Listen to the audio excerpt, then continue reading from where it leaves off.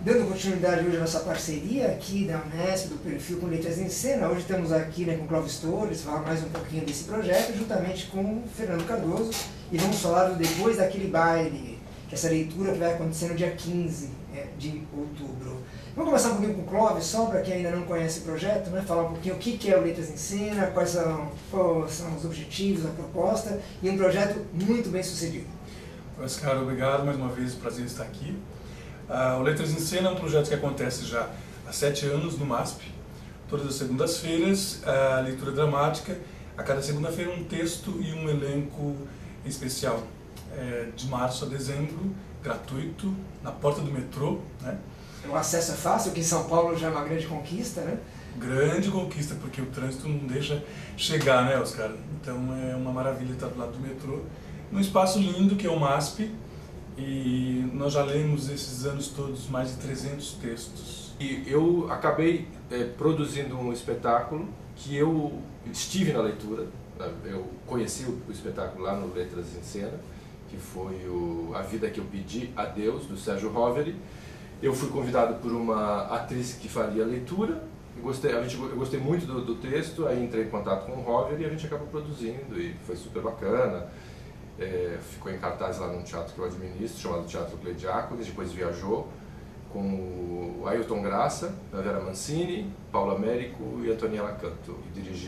Foi a primeira direção de teatro da Eliane Café, que é uma diretora de cinema super respeitada. Que tem um trabalho muito bonito, né? Eu gosto muito do trabalho dela. Eu gosto muito dela como pessoa e como artista. É uma grande diretora de cinema, tem 3 filmes muito bons, maravilhosos, eu acho. E foi a primeira experiência dela como diretora de teatro. E esse texto a gente descobriu lá no Letras em Cena. Acredito que muita gente já tenha descoberto textos lá e já tenha produzido. E depois disso a gente acabou também produzindo uma peça que a gente leu lá, chamada Grávido. Foi uma peça meio sobre encomenda, que inclusive está em cartaz agora no Teatro Folha, às quartas e quintas-feiras. Foi um espetáculo que a gente meio que encomendou para 2 atores que trabalharam com a gente na Alma Boa de Setsuan, que é o Marcelo Larran e o Fábio Herford. E a gente queria trabalhar com o Fábio, e aí eles vieram com uma proposta de escrever um texto sobre a gravidez pelo ponto de vista masculino. E a gente achou muito interessante. E a primeira leitura que a gente fez com o público foi lá no Letras em Cena, e foi muito bacana. Então serve até como para o produtor, às vezes você vai lá e descobre um texto e se interessa por produzi-lo. E às vezes você tem a oportunidade de fazer um teste de uma coisa que você pretende produzir e você acaba tendo, você serve como um laboratório às vezes. Então, Depois daquele Baile é um texto do Rogério Falabella, que é um autor e ator mineiro, e eu tenho uma relação com a família Falabella.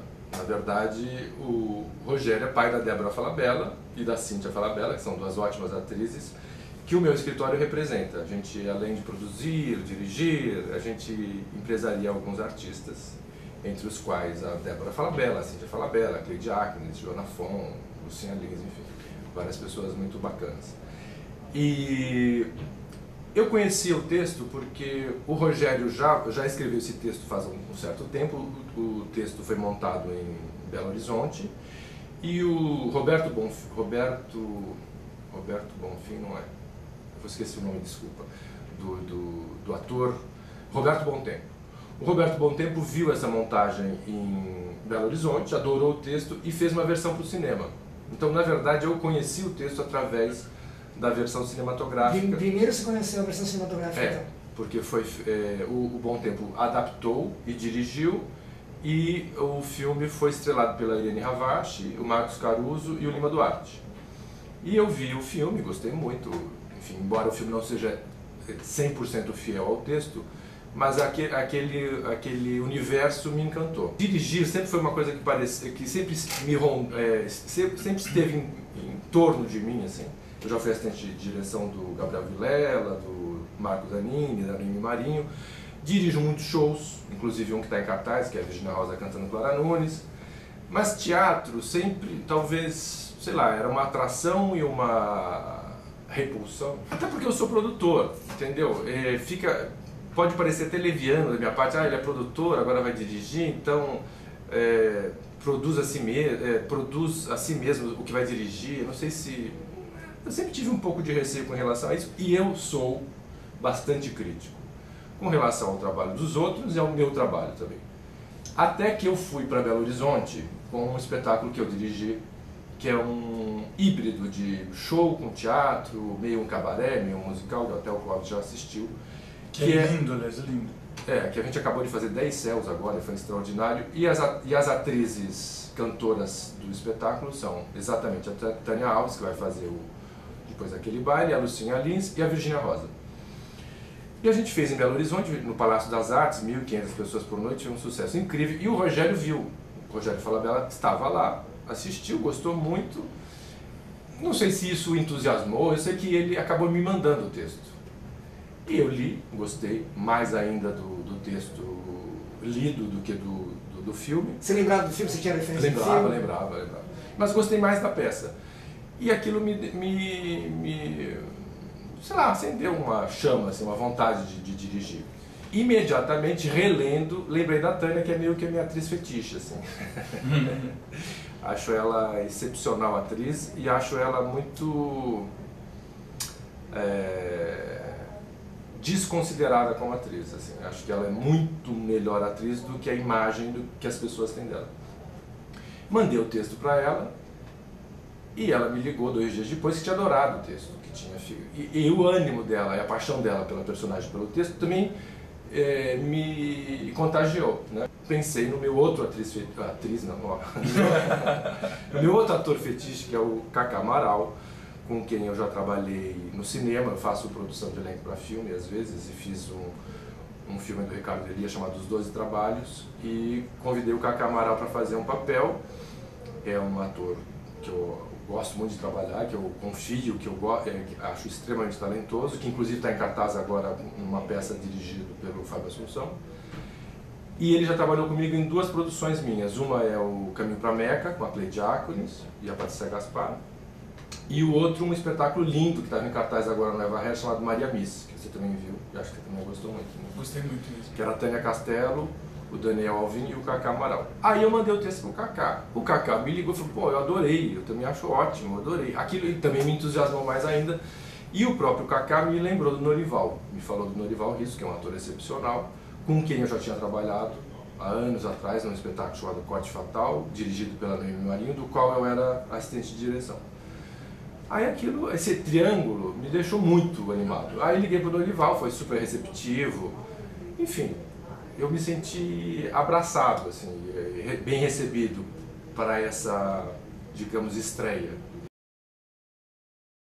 Assim, eu tenho uma visão sobre os 3 personagens que eu não discuti com eles, portanto eu não sei se eles terão a mesma visão que eu tenho, mas eu tenho uma visão de quase que um encontro de 3, embora os 3 já estejam na maturidade, né, tanto pessoalmente, cada um dos atores, como os personagens também, eles já passaram dos 50 anos, enfim, já estão na maturidade. Para mim, o que move o espetáculo, assim, a linha para que eles desenvolvam a criação deles é a adolescência tardia, principalmente dos 2 homens. Porque a peça na verdade, 2 homens, na faixa dos 60 anos, disputando uma mulher um pouco mais jovem que eles. Um deles está reencontrando essa mulher 30 anos depois de um baile, por isso chama Depois daquele baile. Eles tiveram um encontro num baile em 1967, e 30 anos depois, a peça se passa em 97, eles se encontram. Ele lembra dela, porque foi a grande paixão da vida dele. Ele nunca esqueceu essa mulher. Mas ela não lembra dele. Ela era uma garota de 17 anos, e não lembra dele, ou 17, ou enfim, por volta disso. Ela não lembra dele, ele não marcou a vida dela, mas a dele marcou.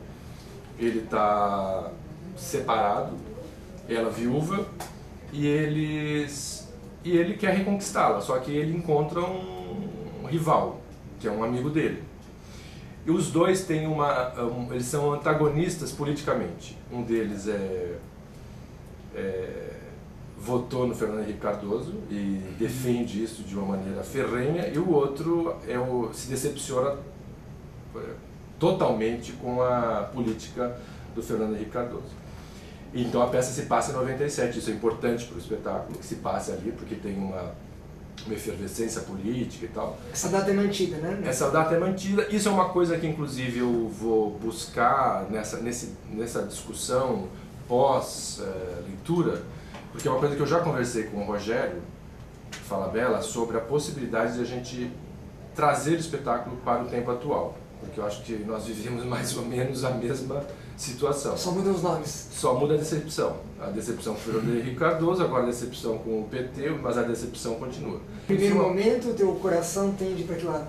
Ou a razão tende para que lado? Depois dessa minha 8ª leitura, eu penso em manter em 97.